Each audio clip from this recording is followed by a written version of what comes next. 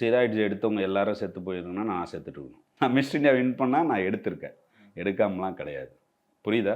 நான் எடுக்காத எந்த பாடி பில்டரை அச்சீவ் பண்ண முடியாது.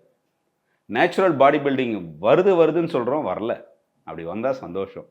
நானே போயிட்டு நின்றுவேன். இப்போ நான் சொல்லுறது 20 இயர்ஸ் பேக்கில் இருந்த சிவாவை சொல்ல, இப்போ இருக்கிற சிவாவை சொல்கிறேன். நான் எடுத்தேன்னா அதுவும் சிம்டம் காட்டும். ஆக்சுவலி என்னென்னா ஒரு சின்ன ப்ரீத்திங் ப்ராப்ளம் வரும். அப்புறம் ஃபேஸ்லாம் வந்து நம்மளை அப்நார்மலாக ஒரு பிம்பிள்ஸ் வரும். அப்புறம் நிப்பிள் கிளாட்டிங் வரும். இதெல்லாம் அனபாலிக் ஸ்டெராய்ட்ஸில் வரக்கூடிய ஒரு விஷயம். இது எல்லாமே வரும்போது நம்மளுக்கு மசில் வருதுன்னு சொல்லிட்டு நம்ம அதிகமாக இருக்கும்போது சிம்டம் காட்டாமலாம் இருக்காது. எல்லாமே சிம்டம் காட்டும். அப்பயே உஷாராக என்ன. அதே மாதிரி நம்ம இப்போ நாங்களாம் வந்து பாடி பில்டர் எல்லாருக்குமே வந்து ஆஃப் சீசனு அப்படின்னு ஒன்று இருக்கும். ஆஃப் சீசனாக நாங்கள் நல்லா சாப்பிடுவோம். ஆனால் நல்லா சாப்பிடுவோன்னா அதையும் தப்பாக நினச்சிக்கூடாது. இப்போ இருக்கிறவங்கலாம் அதுவுமே ஸ்பெசிஃபிக்காக அளவாக சாப்பிடணும்.